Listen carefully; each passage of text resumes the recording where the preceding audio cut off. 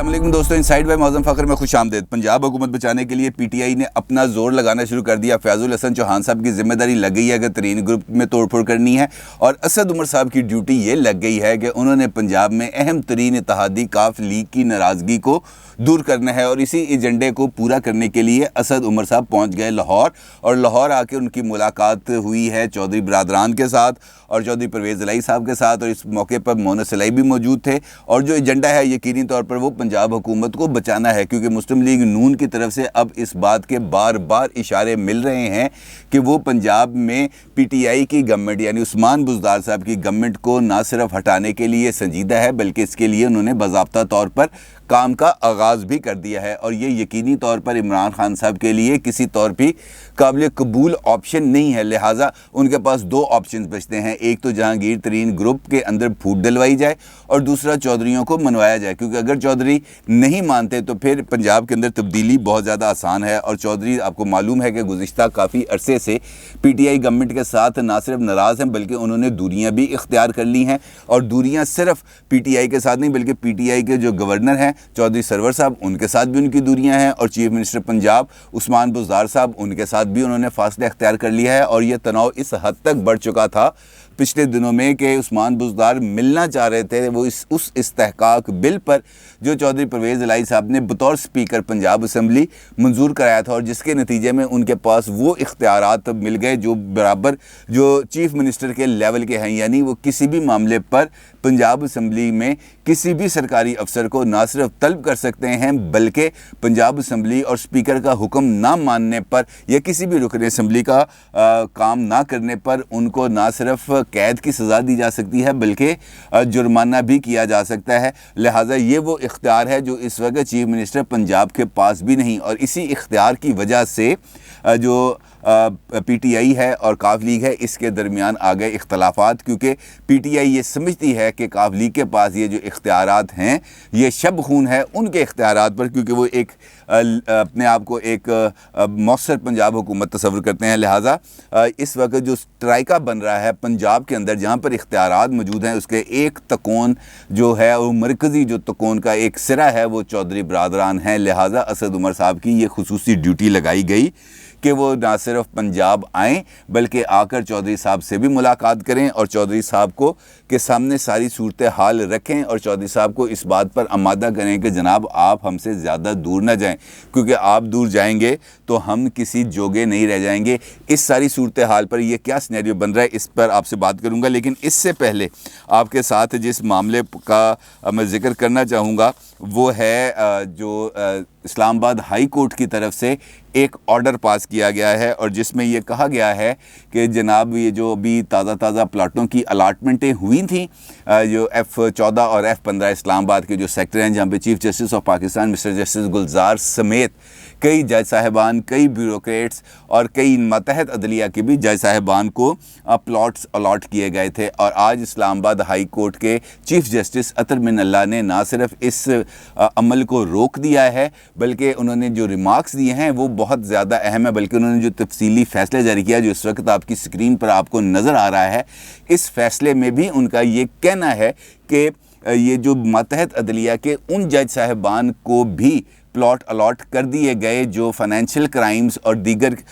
جو جرائم ہیں اس کے اندر بھی ملوث تھے اور ان کو ہٹا دیا گیا تھا ماتحت عدلیہ سے، انہوں نے بھی اس بہتی گنگا میں ہاتھ دھو لیے۔ دوسرا نقطہ یہ ہے کہ بہت سارے معاملات کے اندر زمینوں کے کیس، اور خاص طور پر اس سیکٹر کو ڈیولپ کرنے کے حوالے سے جہاں پر لوگ پہلے سے ہی آباد کار ہیں، جہاں پر ان کی آباء و اجداد کی زمینیں ہیں، ان زمینوں کو سی ڈی اے نے ایکوائر کیا یہ سیکٹرز بنانے کے لیے۔ لہٰذا وہ جو لوگ تھے جن کی زمینوں کو ایکوائر کیا جا رہا تھا انہوں نے ماتحت عدلیہ سے اسٹے آرڈرز وغیرہ جو ہیں وہ حاصل کیے ہوئے تھے۔ اب یہ جب ایکوائر ہوا اور اس کے بعد پلاٹوں کی الاٹمنٹ ہوئی تو یقینی طور پر جو نچلی لیول کی عدلیہ ہے جو ماتحت عدلیہ جس کا نام دیا جاتا ہے ان لوگوں کو بھی پلاٹس الاٹ ہوئے۔ لہٰذا اس نقطے کو جسٹس اطہر من اللہ نے اپنے فیصلے کے اندر نہ صرف تحریر کیا بلکہ یہ لکھا کہ وہ لوگ، وہ سائلین جن کی زمینوں پر قبضے ہوئے ہیں، جن کی زمینوں کے مقدمات عدالتوں میں چل رہے ہیں، ان سائلین کا کیا بنے گا، ان سائلین کو کون سنے گا، ان سائلین کی داد رسی کون کرے گا، کیونکہ جن جج صاحبان نے یہ مقدمے سن رہے ہیں یا جن کے پاس یہ مقدمے لگے ہوئے ہیں انہوں نے بھی اس بہتی گنگا میں ہاتھ دھوئے ہیں، لہٰذا جو میرٹ ہے، جو قانون ہے، اس کے مطابق ان جج صاحبان کو یہ والے مقدمات نہیں سننے چاہیے۔ اور سوال یہ بھی پیدا ہوتا ہے کہ یہ ان کو پلاٹس مارکیٹ ریٹ سے بھی کم ترین نرخوں پر کس طرح الاٹ کیے گئے، اور انہوں نے ایک لارجر بینچ تشکیل دینے کا فیصلہ کیا ہے، اور اس کے ساتھ ساتھ انہوں نے جو وفاقی حکومت ہے اس سے بھی جواب طلب کیا ہے کہ جناب آپ بھی آئیں اور آ کے یہ جواب داخل کریں کہ آپ نے کن گراؤنڈز پر یہ نئے سیکٹرز کے اندر یہ جو پلاٹس ہیں یہ تقسیم کیے ہیں، اور اس کی پالیسی کیا ہے، اور یہ پالیسی کس نے منظور کی ہے، یہ تمام تفصیلات لے کر آئیں۔ لہٰذا یہ سارا معاملہ جو اب میڈیا کے سامنے آیا تھا اور میڈیا نے اس پر خاصا اپنا ری ایکشن شو کیا تھا، اس کے نتیجے میں جسٹس اطہر من اللہ نے واقعتاً ایک ایسی مثال قائم کر دی ہے جس کو کسی بھی صورت نظر انداز نہیں کیا جا سکتا، اور نہ ہی نظر انداز کیا جانا چاہیے، کیونکہ یقینی طور پر جو ہماری جوڈیشری ہے وہ قابل احترام بھی ہے، قابل عزت بھی ہے، اور ان کے ذمے انصاف پہنچانے کی، انصاف فراہم کرنے کی، غریبوں کی داد رسی کرنے کی ذمہ داری ہے۔ اور اگر کسی بھی جگہ پر حکومت کے کسی بھی فیصلے کے ذریعے وہ تمام صورتحال کمپرومائز ہوتی ہے تو اس کا خمیازہ صرف اور صرف عام عوام کو بھگتنا پڑے گا۔ لہٰذا اس بات پہ کوئی اعتراض نہیں ہے کہ پلاٹس ملنے چاہیے اور سب کو ملنے چاہیے، ہمیں بھی ملے صحافی کالونی کے اندر پلاٹس، لیکن چونکہ ہمارا کسی جگہ پر کسی حکومت کے ساتھ کوئی اتنا زیادہ لین دین ہے نہیں، ہمارا کام ہے ان کی خامیوں کی نشاندہی کرنا اور ان کو لوگوں کے سامنے لے کے آنا، لیکن وہ لوگ جو ایگزیکٹو پوزیشنز پر کام کر رہے ہیں وہ جب پلاٹس وغیرہ لیتے ہیں تو اس کی وجہ سے جو سسٹم ہے وہ جپٹائز بھی ہو جاتا ہے اور کمپرومائز بھی ہو جاتا ہے۔ لہٰذا سسٹم کو آگے چلانے کے لیے اور سسٹم کو کرپشن سے پاک رکھنے کے لیے اس قسم کے فیصلے یقینی طور پر مشعل راہ سمجھے بھی جاتے ہیں اور ان کو مشعل راہ سمجھنا بھی چاہیے۔ اور good luck to mister justice Athar Minallah. اب ہم آتے ہیں اپنے اصل گفتگو پر جو ہمارا ٹاپک تھا، یعنی پنجاب حکومت اور پنجاب حکومت کو گرانے کے لیے نون لیگ کی اور اپوزیشن کی کوششیں اور حکومت کا رد عمل اور حکومت کس طریقے سے آگے پہنچ رہی ہے۔ آپ کو میں نے کل کے ویلاگ میں بتایا تھا کہ ذمہ داری لگا دی گئی ہے، بنی گلہ میں اجلاس ہوا تھا، اور ساتھ میں نے آپ کو یہ بھی بتایا تھا کہ کل ایک اور اجلاس بھی ہونا ہے، اور جس کے نتیجے میں پیش رفت یہ ہوگی کہ ہم نے کس طریقے سے اپنی حکومت کو بچانا ہے، کیونکہ مسلم لیگ نون یہ بات واضح طور پر کہہ چکی ہے کہ اگر پنجاب حکومت گرتی ہے تو مرکزی حکومت صرف 10 دن کی مہمان ہوگی۔ اور ابھی 2 دن پہلے ایک مرتبہ پھر رانا ثناء اللہ صاحب نے اس بات کا برملا اظہار کیا تھا کہ مسلم لیگ نون پنجاب میں طریق عدم اعتماد لانے کے لیے مکمل طور پر تیار ہے۔ لہٰذا یہ وہ صورتحال ہے جس سے پی ٹی آئی کی پریشانی بالکل بنتی بھی ہے اور ان کو پریشان ہونا بھی چاہیے، اور کیونکہ اس میں کوئی شک و شبہ والی بات نہیں ہے کہ پنجاب حکومت گرنے کے بعد مرکزی حکومت کے گرنے سے بچاؤ کا کوئی امکان باقی نہیں رہ جاتا۔ اسی لیے یہ ڈیوٹیاں لگائی گئیں۔ اسد عمر صاحب اسی لیے لاہور آئے اور انہوں نے آ کر اپنا مدعا چودھری پرویز الہی صاحب اور چودھری مونس الہی صاحب کے سامنے پیش کیا، اور یقینی طور پر وہاں پر یہ جو پنجاب کا جو سیٹ اپ ہے اس پر جو چودھری صاحب کے اعتراضات ہیں وہ بھی اسد عمر صاحب نے سنے ہوں گے، اور وہ یقینی طور پر ان کا جو رد عمل ہے وہ جا کے آپ بتائیں گے بھی عمران خان صاحب کو، اور جو اعتراضات ہیں چودھری پرویز الہی صاحب کے وہ بھی کسی حد تک جینون ہیں، کیونکہ وہ پاپولر پالیٹکس کی بجائے پبلک پالیٹکس کرتے ہیں، وہ حلقے کی سیاست کرتے ہیں، اور حلقے کے اندر عوام کے مسائل سے نہ صرف جڑے رہتے ہیں بلکہ عوام کے مسائل کو حل کرنے کے لیے کوشاں بھی رہتے ہیں۔ لہٰذا ان کی یہ جو سمت ہے وہ اس پر نہ صرف قائم ہے بلکہ اپنا مسلسل اس بارے میں رائے زنی بھی کرتے رہتے ہیں کہ جناب پنجاب حکومت صحیح طریقے سے کام نہیں کر رہی اور اس سمت میں نہیں جا رہی جس سمت کے اندر عوام کو فائدہ پہنچایا جا سکے۔ لہٰذا ان کے جو گریوینسز ہیں وہ بڑے جینون ہیں اور اسد عمر صاحب کے سامنے انہوں نے پیش کر دیے۔ دوسری جانب فیض الحسن چوہان صاحب کے بارے میں کل میں نے آپ کو خبر دی تھی، اور آج اس حوالے سے کچھ اور ڈیولپمنٹس بھی سامنے آ رہی ہیں کہ فیض الحسن چوہان صاحب نے جہانگیر ترین گروپ کے